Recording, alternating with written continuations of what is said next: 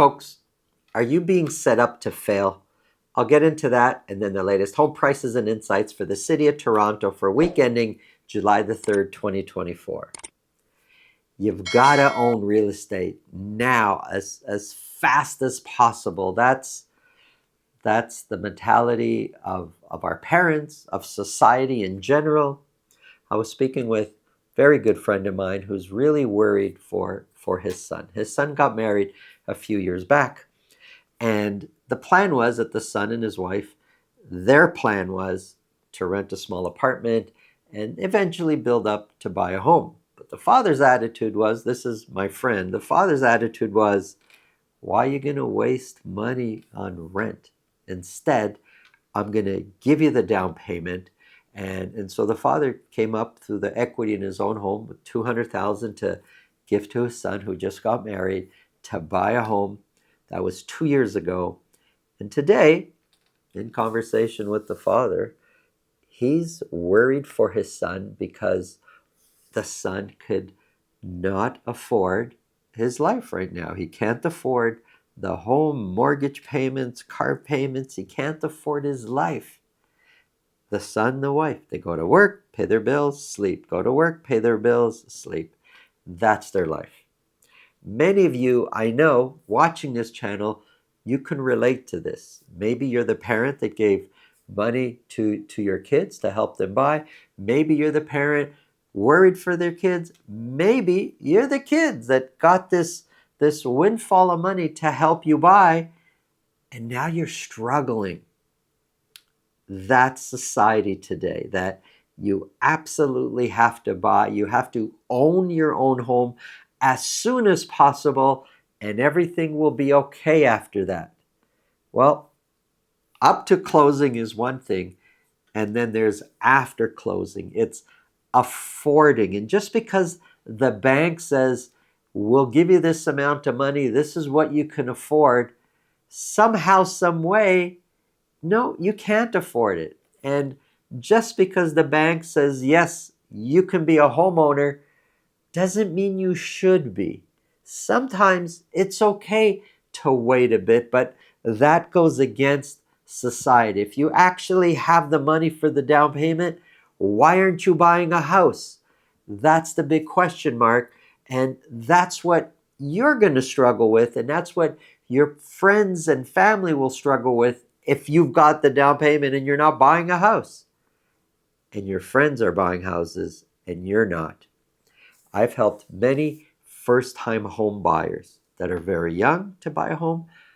I've helped many first-time home buyers that are in their 40s and 50s buy their first home. And what they've done is they're in a position to buy. The smart thing that they've done is they're in a position to buy when they can afford it. Now, some put all their money together, managed to get it together, buy, and have struggled. Others waited a bit, rented, and with the extra money that they have, instead of paying $4,000, $5,000, $6,000 in expenses a month in mortgage payments, they're renting for $2,500 or so. That extra money they've put into other investment, which in turn has earned them other money to help them to afford their lifestyle later, help them to afford the purchase later. So sometimes it's not always about just because I can buy, I should. And we don't often think about life after closing date.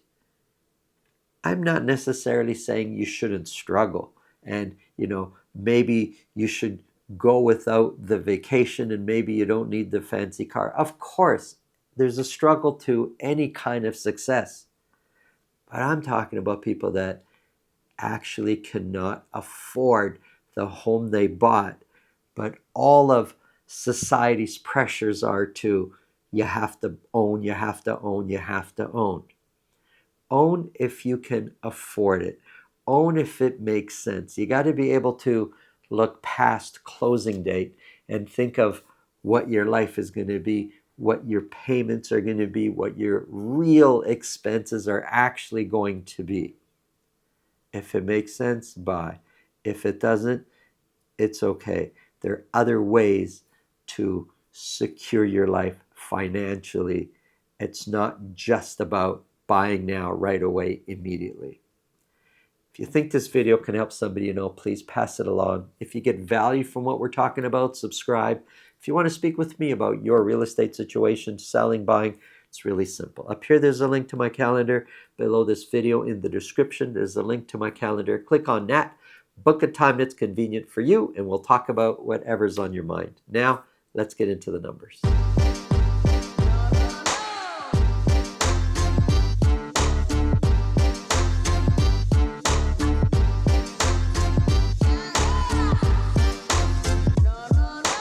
City of Toronto home prices. Here we go.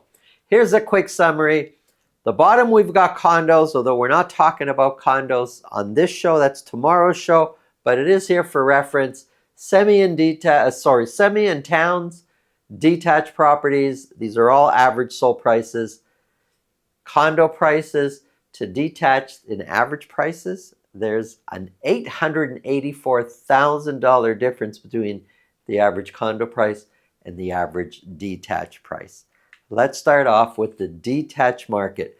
This is just for the City of Toronto. For week ending July the 3rd, 92 detached properties were sold. 18 of those were at $2 million or more. Both of those numbers, the sales, regular sales, and then the $2 million plus sales, both of those numbers are way down from the previous week. But I need to say, it was a long weekend. I know for a lot of people, that's like, what does that mean? It's a long weekend. Well, we see it often.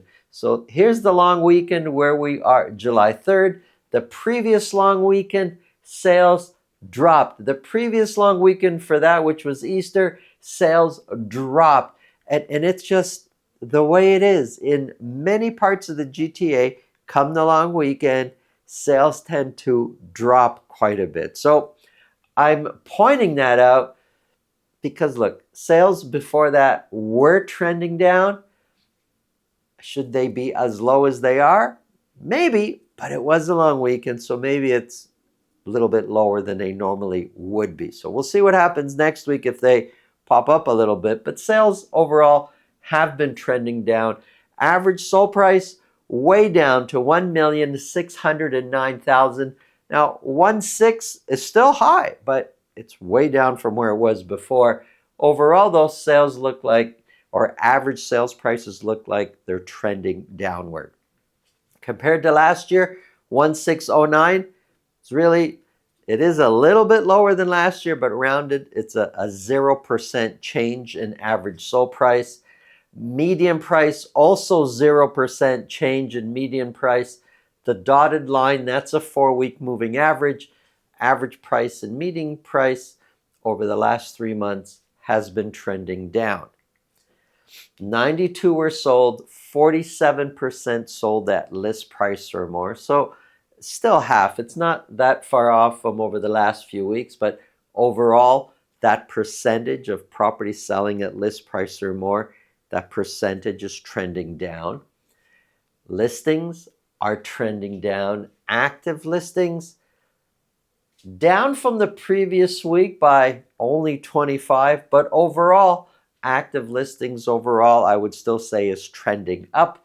And months of inventory was trending up, but for this week shot way up because sales came down so low.